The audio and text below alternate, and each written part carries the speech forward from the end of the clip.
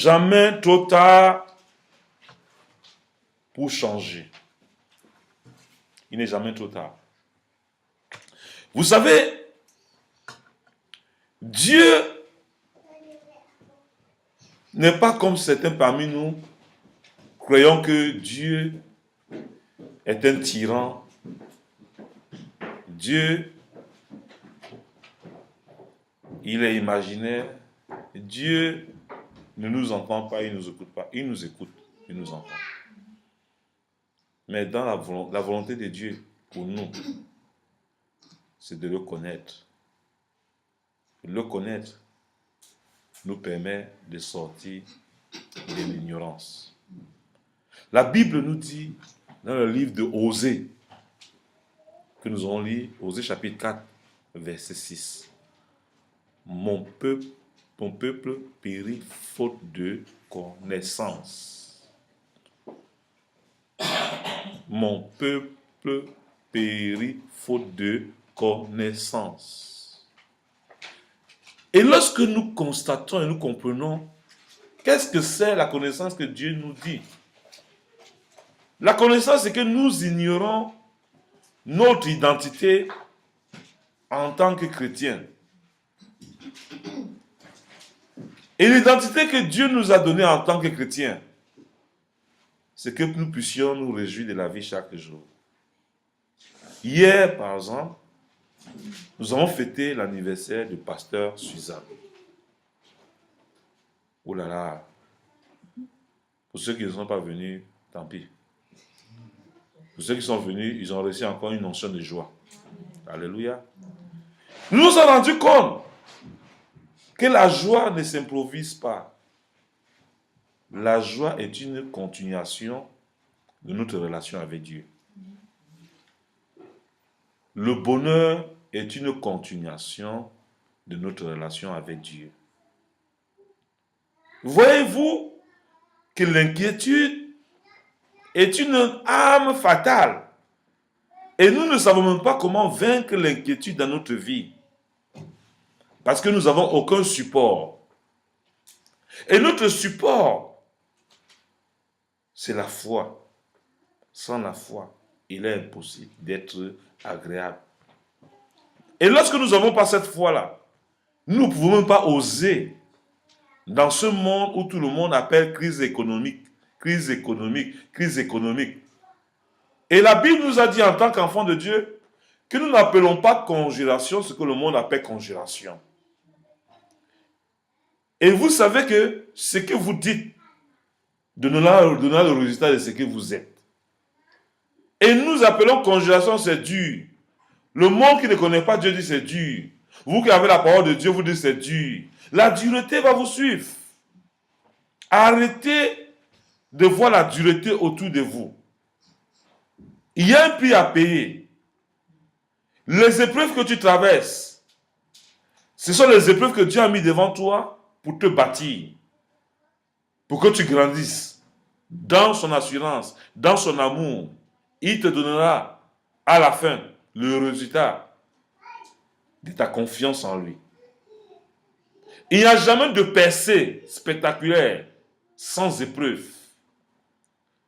Si vous avez appris quelque part que vous allez arriver, on va prier pour vous, pour que vous soyez bénis, sans épreuve.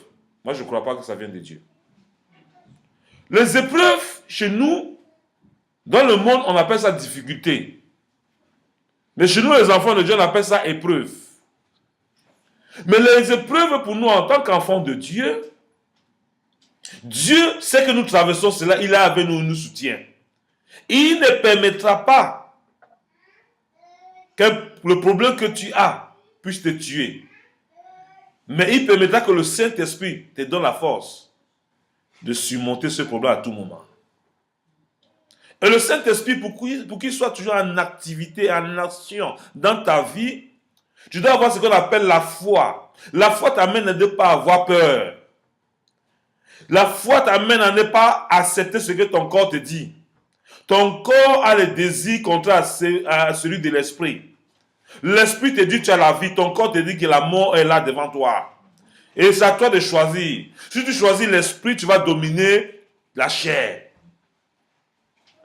L'esprit te dit tu vas te marier, mais ton corps te dit que tu es assez vieille pour te marier. Tu n'as pas de compétences pour te marier. Tu dis à ta chair, tu te tais et tu obéis à l'Esprit de Dieu, car quand l'Esprit de Dieu est dans ma vie, c'est pour réaliser ma vision. Et ta vision, c'est laquelle? Tu es assis, tu n'as aucune vision. Tu viens auprès du docteur Bruno. C'est pour que le docteur Bruno puisse t'aider dans la prière, pour que tu puisses entrer dans ta vision. Ce que tu veux voir Dieu réaliser avec toi, et que tu le vois s'accomplir. Et la vision, je vous le dis, ce n'est pas quelque chose d'imaginaire. La vision est une simple définition. La vision est une chose très essentielle à comprendre. C'est une image claire de ce que tu veux voir Dieu réaliser avec toi. Alléluia. Amen. Vision. V-O-I-S-I V-I-S-I-O-N.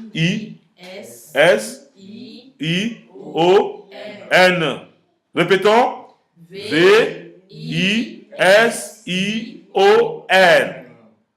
Est une image. Dites après moi. Est une image. Claire de ce que je veux voir Dieu réaliser avec moi. Alors, ta vision doit être claire. Elle ne doit pas être confuse. La vision claire, c'est que quand tu es assis, tu sais que cette année, tu veux régler ton problème de mariage. Dieu va te faire traverser des épreuves. Il va t'envoyer des hommes qui n'ont rien à y voir avec la foi que tu as. Et Dieu va voir ton attitude. Est-ce que tu vas sauter comme une tortue, ou bien tu vas sauter sans discernement, ou tu vas attendre que Dieu ouvre tes yeux et que tu comprennes que non, là où il est en train de t'envoyer, c'est lui qui t'envoie.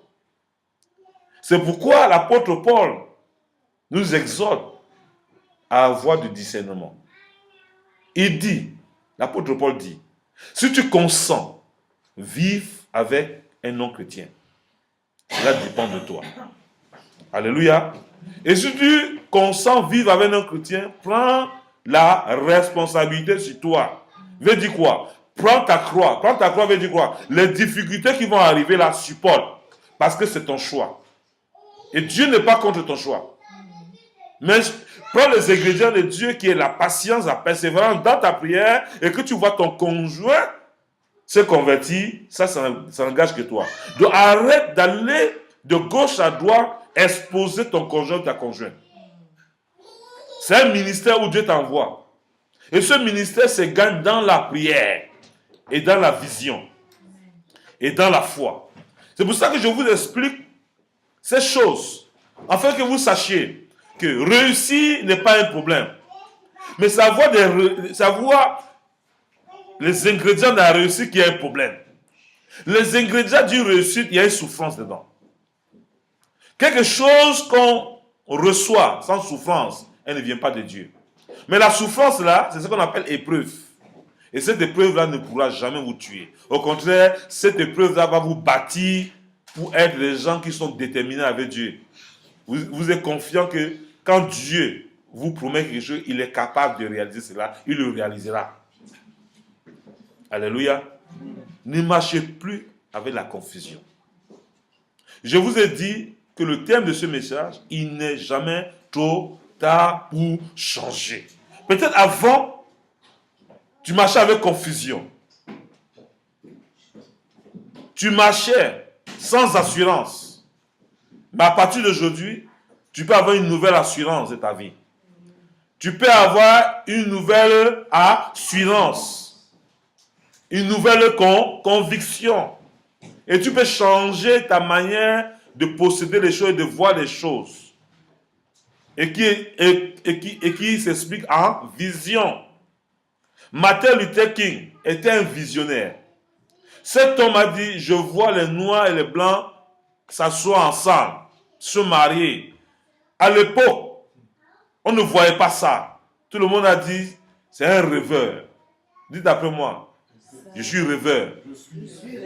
Si vous ne rêvez pas avec Dieu, vous êtes endormi. Ne vous étonnez pas que votre vie sera endormie.